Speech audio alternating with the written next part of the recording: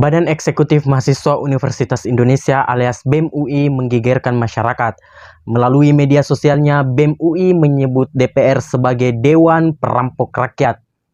Mereka juga memposting video yang menampilkan Ketua DPR Puan Maharani keluar dari gedung DPR sebagai seekor tikus.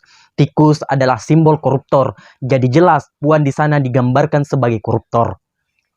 Postingan ini dibuat sebagai bentuk protes mereka terhadap pengesahan Perpu Cipta Kerja menjadi undang-undang oleh DPR. Menurut BEM, DPR bukan lagi merupakan perwakilan rakyat, melainkan penindas buruh, penindas rakyat, bahkan penentang konstitusi. Tulis BEM, bagaikan tikus dengan watak licik yang melancarkan berbagai upaya oligarki, semakin terlihat bahwa DPR benar-benar tidak memihak kepada rakyat. Sudah tidak ada alasan lagi untuk kita percaya kepada wakil kita. Saatnya untuk melawan.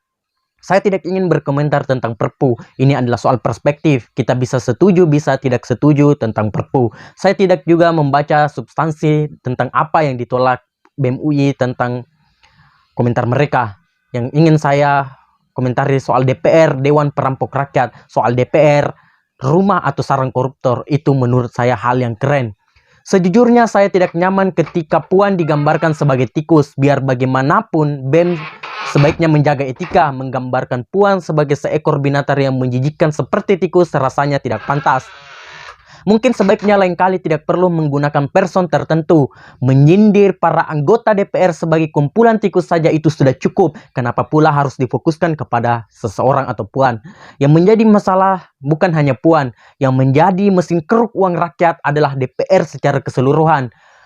Pasti masih ada orang-orang baik di DPR, tapi orang-orang baik itu tidak berdaya menghadapi korupsi di DPR yang sudah bersifat sistemnya. Saya berulang kali bertemu dengan orang-orang DPR yang baik, tapi mereka berulang kali mengatakan susah untuk melawan. Partai mereka sendiri merestui dan diuntungkan dari korupsi tersebut. Korupsi di DPR itu berlangsung berjamaah. Jadi kalau BEM UI mengatakan kita harus melawan, mereka harus tahu mereka harus melawan koruptor yang kerjasama itu. BEM dan masyarakat Indonesia bisa mengubah keadaan ini. Ya, caranya dengan sederhana. Pilihlah orang-orang yang jujur, bersih, dan berintegritas untuk masuk ke dalam DPR dan parlemen. Jangan biarkan pencuri dan tikus untuk duduk di parlemen. Mahasiswa tidak bisa berhenti pada marah-marah dan memposting meme lucu. Kalau sekarang mahasiswa melihat betapa buruknya kualitas para anggota DPR, sebagian dari kesalahan itu mungkin berada pada kita. Karena kita tidak memilih DPR secara selektif dan rasional. Cobalah kita melihat kembali pada pemilu tahun 2019 lalu. Siapa yang kita pilih sebagai anggota DPR pada pemilu tahun itu? Yang kita pilih itulah yang menduduki kursi parlemen sekarang ini.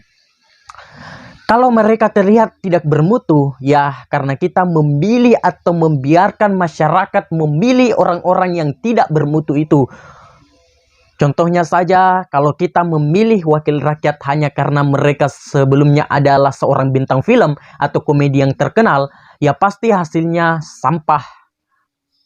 Saya tidak mengatakan bahwa para selebritis itu pasti tidak berkualitas, tetapi di era media sosial sekarang ini kita bisa melihat rekam jejak mereka.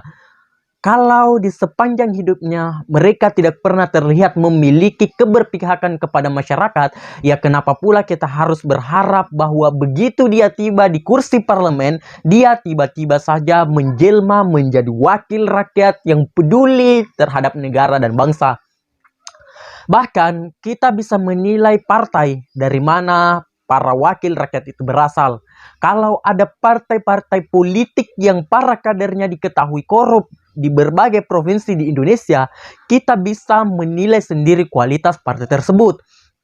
Itu juga dan partai dan para kadernya yang terbukti korupsi saat menduduki jabatan tinggi, itu sudah cukup untuk membuat kita menduga bahwa sistem di dalam partai itu memang merupakan korup.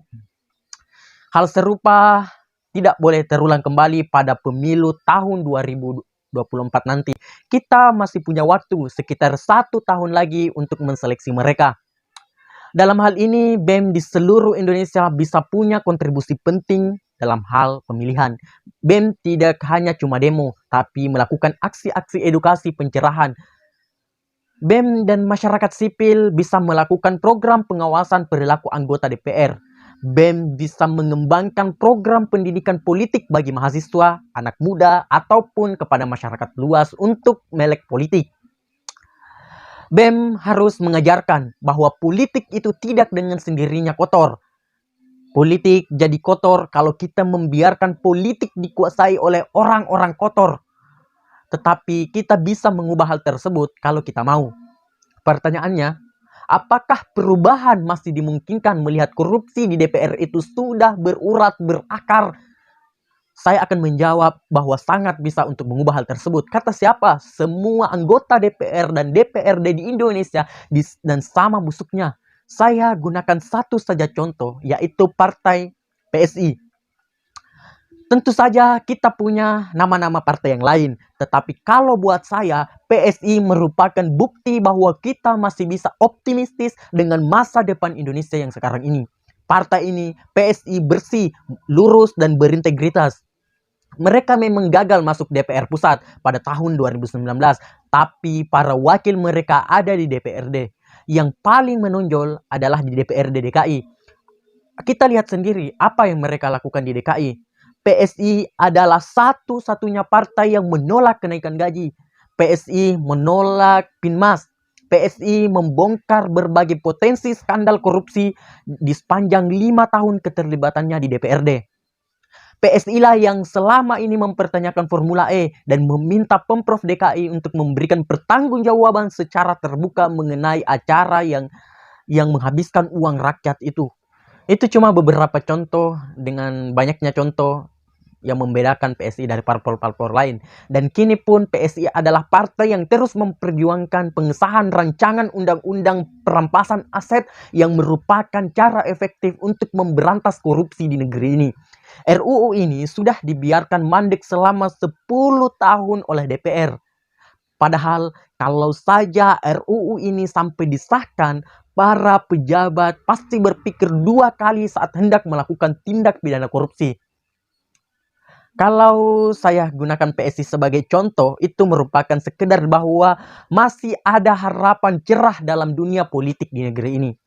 Politik Indonesia tidak sepenuhnya hitam. Seperti saya katakan, Anda mungkin punya pilihan yang berbeda. Anda mungkin pasti punya harapan pada partai jagoan Anda untuk bisa membersihkan parlemen dari tikus-tikus busuk yang merajalela di negeri ini. Kalau Anda percaya itu, awasilah, jagalah, doronglah partai Anda itu untuk menghapus para koruptor di negeri ini yang merampok uang-uang rakyat. Kurang dari 1 tahun lagi kita akan menentukan siapa yang akan duduk di parlemen di tahun 2024, tahun 2029.